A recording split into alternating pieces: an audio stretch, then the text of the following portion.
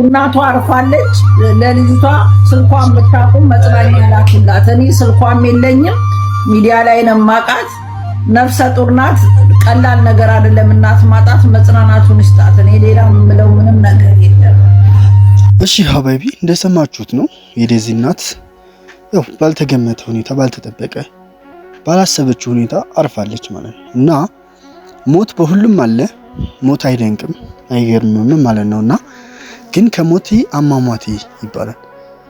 ምንድነው ዴዚ የዛሬ 2 ዓመት እንደዛ እናቷ ጋር ስትለያይ በህይወቷ አረፈለች። ታውቃላችሁ በቃ እኔ ምን ልበላችሁ እናንተ ስኬትን የምታስቡ ሰርቼ ያልፍልኛል ብላችሁ የምታስቡ ልጆች ከቤተሰቦቻችሁ ጋር እንዳትቀያየሙ። ከቤተሰቦችሽ ጋር ተለያይተሽ ስኬትን እንዳታስቢ፣ በጭራሽ እንዳታስቢ። መቼም አትለወጭም። አንድ እንኳን ለዚያ ያደረሱሽ አይደለም ወልደውሽ መውለዳቸው በቂ ነው።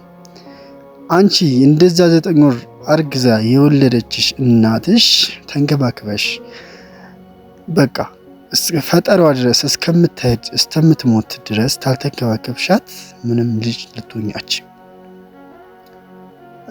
ተተቀያየማችሁም ካሁን በኋላ ማድረግ ያለባችሁ ያለምንም ሰበብ ታረቋቸው። ከዛ በኋላ እናቴ አባቴ ተባባሉ። ይሄ ራሱ አንድ በቂ ነው። መኮራረፍ ምንም እንዳታስቡት። እናትና አባት መኮራረፍ ምንም እኔ እንጃ ብቻ እንዴት ይመጣል ብላችሁ ታስባላችሁ? እንዴት አባትና እናት ይኮረፋል? ነው ሊኮረፍ አይችልም።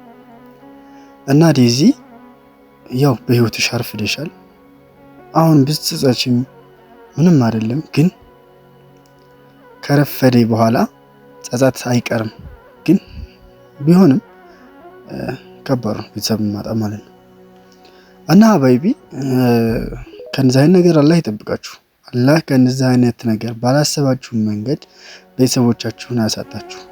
ከቤተሰቦቻችሁ ጋር ያላችሁ ፍቅር የሻከረ ከሆነ እናንተ እንደዚህ የሆናችሁ ልጆች እኔ ባይኔ ብትታረቁ እና ወደፊቱ ሰላም ህይወታችሁ ስኬትን ወደ ስኬት አላማ የምትሄዱበት ገንዘብ ይባርክላችሁ፣ ያሰባችሁት በፍጥነት የሚሆንላችሁ፣ በደስታ የምትኖሩት አዱንን ከቤተሰቦቻችሁ ጋር ነውና ቤተሰቦቻችሁን ብታስቧቸው እላለሁ። ስንት አሉ አይደል እንዴ እንኳን ሊጣሏቸው አይደለም ቤተሰቦቻቸውን የራሳቸውን ህይወት ኑረው በስደት ዓለም ማለት ነው የራሳቸውን ህይወት ትተው ለቤተሰቦቻቸው የሚቆሙ ስንት ልጆች አሉ። ስንት እናንተስ 10-11 ዓመት የምትኖሩት ለማን ብላችሁ? ለቤተሰብ ብላችሁ አይደለ? ለእናት ለአባት ለልጅ ብላችሁ አይደለ የምትኖሩት? እና እንዴት ቤተሰብ ሊኮረፍ ይችላል? እንዴት ተኮርፋችሁት ብትጣሉስ? መጣላት ያለ ነው። እንዴት ወደው አልታረቁም? ምን ይሄ ጥያቄ ነው። እንዴት አልተታረቁም? እንዴት የሚያስታርቃቸው ሰው የለም? ወይኔ ያሳዝናል። በጣም ይገርማልም ያሳዝናልም። ማለት ቤተሰብን ተኳርፎ አስባችሁታል? 2 ዓመት ተኳርፎ እናቲቱ ድንገት ስትሞት ደግሞ ሞቷ እኮ አይደለም ልጄ ናፍቃኛለች እያለች እየተጣራች መሞቱ ከብዳል፣ ያሳዝናል በጣም። እና አይዟችሁ አንዳንዴም ብናስብ ጥሩ ነው። የራሳችንን ህይወት ወደ ታች እያሽቆለቆለ ያለው አንድ ከቤተሰብ ፍቅር ሳይኖር ነው። 2 ደግሞ በቃ አርቆ አለማሰብ ነው። አርቃችሁ አስቡ። ከቤተሰቦቻችሁ ጋር ያላችሁን ቅርብ ግንኙነት ፍጠሩ ለማለት ፈልጋለሁ። ይሄ ማንም መጫጫቱ አይደለም። ቲክቶክ ላይ ዩቲዩብ ላይ ማንም መጫጫቱ አይደለም። ስለ ህይወት ስለ እናንተ ህይወት አይደለም።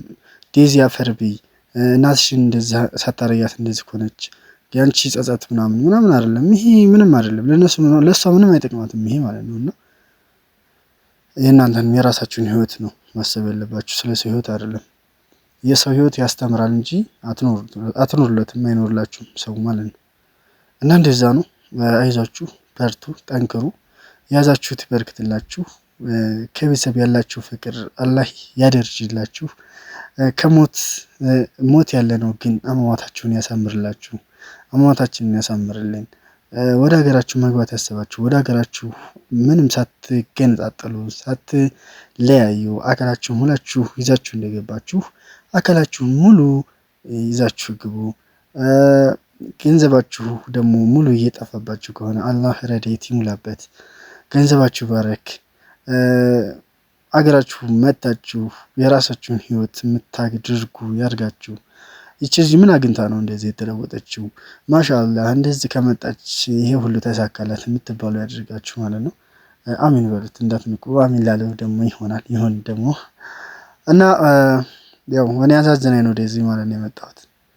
ያው ማለት በህፃንነት እርሜ ህፃን ናት እርሷ፣ የዛን ጊዜ ህፃን ናት። ግን በህፃንነቷ ያደረገችው እናቷ ላይ ያደረገችው ነገር አሁን ስትተልቅና ስትበስል ያው እንድታቅና እንድትጸጸት ያደረጋታል ማለት ነው። እና ግን አንዳንዴ በሰል ማለት ትንሽ ያስተምራል። ህፃን ሆና ያንን ሁሉ ያደረገች አሁን ስትበስል ትረዳለች ማለት ነው። አብዛኛው ደዚን የተረዳኋት አንድ ህፃን ስለሆነች ብዬ ነው ያሰብኩት። ህፃን ናት እና ትንሽ አእምሮ አልበሰለም። አንድ ፍቅር አውሯታል። በቃ ፍቅር ማለት ከባድ ነው እንደምታዩት ነው። እንኳን ብቻ ከባድ ነው ፍቅር። አንድ ህፃን ናት ከነ ሙሉ ክብሯን ያገባችው። ደግሞ አሁን አረገዘች፣ ደግሞ ሊወልድ ነው። ከባድ ነው ብቻ ከሷ ያለው ህይወት ያበቃል፣ ያስጠላል ትንሽ። ምክንያቱም እየበሰለች ስትሄድ እናቷን ማጣቷ፣ እናቷን እንደዚህ አድርጌ ሞተች ማለቱ ከባድ ነው ለሷ። ያው እንግዲህ ምክንያቱም ያልፋል፣ የሰው ልጅ ይረሳል። ሞትክ ትረሳለህ፣ ምንም አይደለም። ሞተ ብቻ ነው የሚጎዳው ማለት ነው። እና መልካም ጊዜ መልካም ቆይታ ይሁንላችሁ። አመሰግናለሁ። መልካም ጊዜ መልካም ቆይታ ይሁንላችሁ።